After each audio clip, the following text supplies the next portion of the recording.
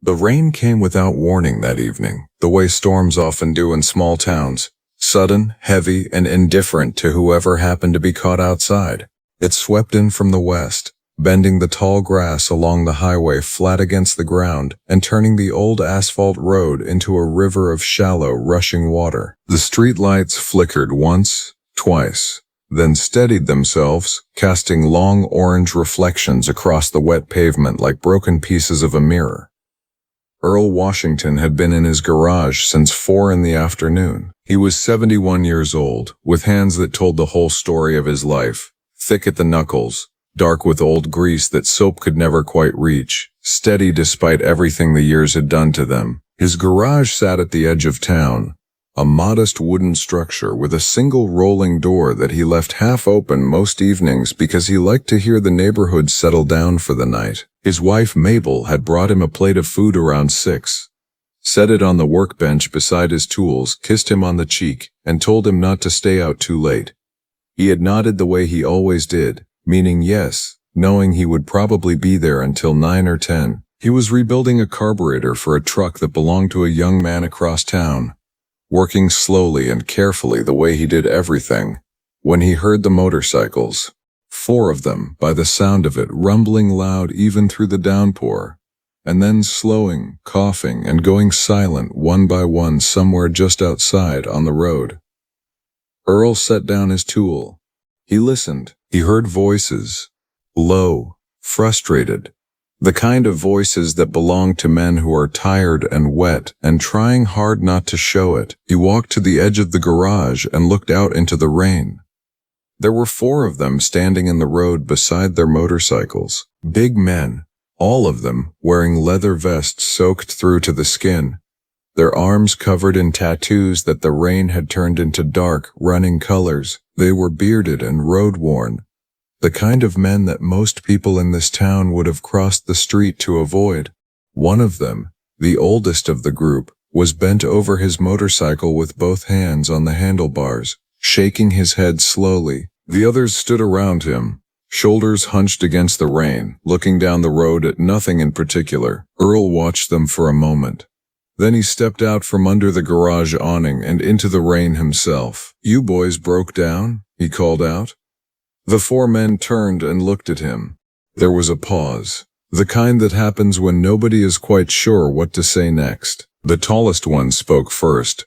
"Yes, sir. Looks like it. Something in the engine. She just quit on us about a mile back and we pushed her here." Earl looked at the motorcycles. He looked at the men. He looked up at the sky, which was the color of dark iron and showing no sign of clearing. "Well," he said, "come on in out of the rain. No use standing in it." Another pause. The men exchanged glances. "We don't want to impose," the tall one said. "You're not imposing," Earl said simply. "Come on." He turned and walked back into the garage, and after a moment he heard the sound of boots on wet asphalt following him. It filed in one by one, dripping water onto the concrete floor, filling the small space with the smell of rain and leather and engine oil. They were even larger up close, and the garage, which had always seemed big enough to Earl, suddenly felt considerably smaller. The oldest one, who had a long gray beard and pale blue eyes that looked like they had seen a great many things, stood near the entrance with his arms slightly out from his sides, as if he wasn't quite sure where to put himself. Earl pulled a stack of old shop rags from a shelf and handed them over without ceremony. "Dry off what you can," he said. "I'll look at the bike in a minute." He walked to the back of the garage where a small electric kettle sat on a shelf beside a jar of instant coffee and some mismatched mugs. He filled the kettle from a water jug and switched it on. Behind him he could hear the men talking quietly among themselves, their voices still low but gradually loosening, the way voices do when a person starts to feel less like a stranger somewhere. The gray-bearded man introduced himself as Victor. The tall one was called Dmitri. The other 2 were brothers, Sergei and Pavel, heavy-set and quiet, with matching scars above their left eyebrows that neither of them ever explained. They were traveling south, Victor said, toward a rally 3 states away. They had been on the road for 4 days. Earl listened while he made the coffee. asking a question here and there, nothing too personal. He set 4 mugs on the workbench and waved at them to help themselves, then crouched down beside Victor's motorcycle and began to look it over with a flashlight. It took him about 10 minutes to find the problem. A fuel line had worked itself loose from a fitting, which meant the engine had been running on whatever fuel was already in the system until it ran dry. It was a simple fix, the kind of thing that looked alarming and turned out to be nearly nothing. "That's your problem right there," Earl said, straightening up slowly, one hand on his knee. "Give me about 20 minutes. Victor set down his coffee mug and came to look. "You can fix it tonight?" "Don't see why not," Earl said. Victor was quiet for a moment, watching the old man select a tool from the board on the wall with the practiced ease of someone who had done this 10,000 times. "How much?" he asked. Earl glanced back at him. "Let me fix it first." He worked steadily, without hurry, explaining to Victor what he was doing as he went, not in a teaching way, but in the easy, conversational way of a man who has always found it natural to talk while he works. Victor listened carefully. Dmitri drifted over and watched from a respectful distance. Sergei and Pavel sat on an overturned crate they found near the wall, drinking their coffee and looking at the tools hanging on the pegboard with the quiet appreciation of men who understood what tools meant.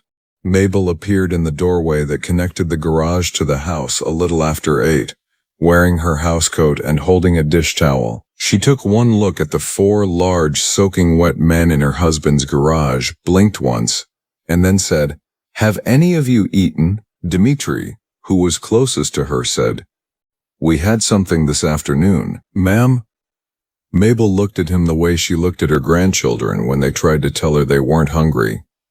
"That's not what I asked," she said, and went back inside. 20 minutes later she came back with a tray, biscuits, leftover chicken, a bowl of rice, 4 more mismatched plates.